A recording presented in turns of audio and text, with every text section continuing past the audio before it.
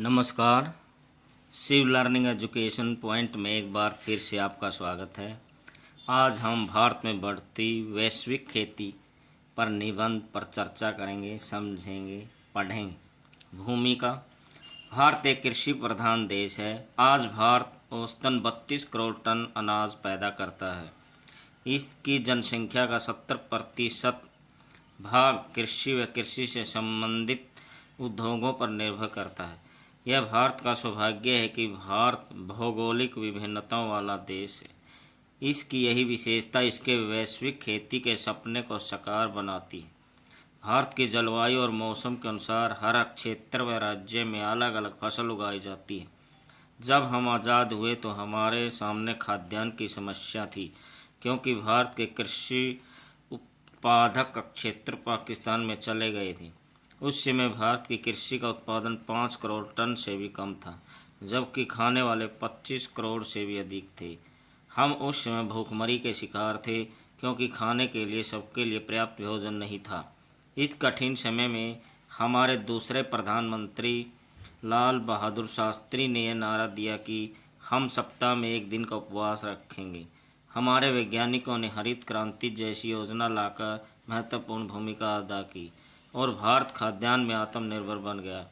आज के परिप्रेक्ष्य में अगर देखा जाए तो भारत उन गिने चुने देशों में शामिल है जो अनाज का निर्यात करते हैं। आज भारत दाल, चावल, चीनी, कपास, सब्जियां व फल उत्पादन में पहले व दूसरे स्थान पर है। यह उपलब्धि आज़ादी के बाद वैश्विक स्तर पर प्रमुख है। इसको वैश्विक स्तर पर ले जाने वाले निम्नलिखित तत्व सहायक होंगे। बढ़ती जनसंख्या के भरण पोषण के लिए दुनिया भारत की ओर देख रही है। आजकल संपूर्ण विश्व में जनसंख्या विस्फोट हो रहा है। इसमें न केवल चीन एवं भारत बल्कि अन्य देशों में भी जनसंख्या दिन प्रतिदिन बढ़ती जा रही। संपूर्ण विश्व इस आशा से भारत पर दृष्टि गड़ाए बैठा है कि कहीं न कहीं भारत उनकी आवश्यकताओं की पूर्ति कर सकता है। इस बात को मद्देनज़र रखते हुए भारत पर भी दबाव है कि वह अपने देश के नागरिकों के साथ साथ वैश्विक स्तर पर भी खाद्यान्न उपलब्धता सुनिश्चित करे।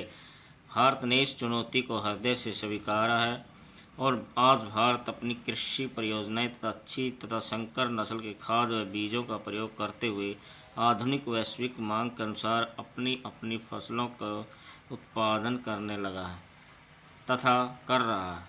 आज भारत की सरकार भी हर स्तर पर इसके उत्थान व विकास में पूरा सहयोग दे रही है, चाहे वह कृषि उपकरण, खाद्य भंडारण, अंतर्राष्ट्रीय और राष्ट्रीय बीज निगम तथा अंतर्राष्ट्रीय खाद्य निगम तथा राष्ट्रीय व अंतर्राष्ट्रीय बैंक इस प्रकार प्रयास में लगे हुए हैं कि वे कैसे विश्व को भूखमरी व कुपोषण से बचाया जा सके।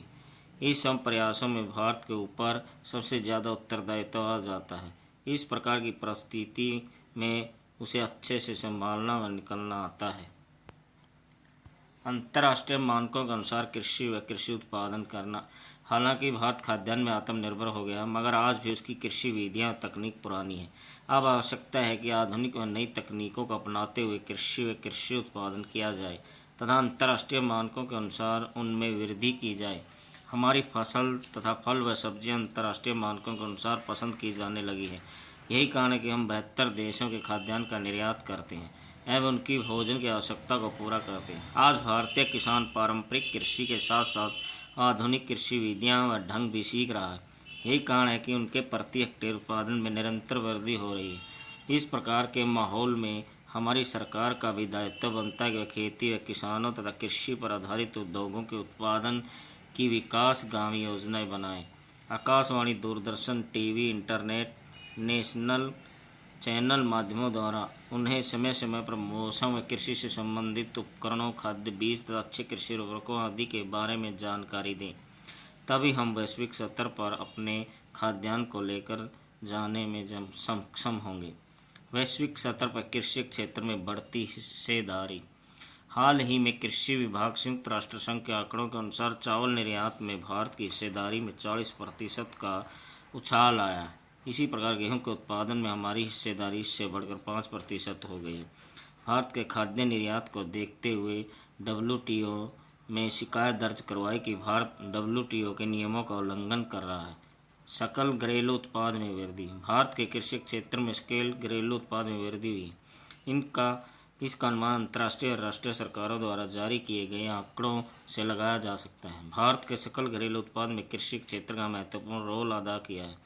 भारत के सकल घरेलू उत्पाद में कृषि व कृषि क्षेत्र से संबंधित उद्योगों के उत्पादन में हमारा हिस्सा 60% से अधिक माना गया है। निष्कर्ष, भारत की विश्व स्तर पर आधुनिक व औद्योगिक कृषि उत्पादों की नीति के कारण इसे अंतर्राष्ट्रीय वैश्विक कृषि का दर्जा मिलना लगभग तय है, मगर आज भी इसके वैश्विक कृषि के विकास में सबसे बड़ी चुनौतियाँ हैं।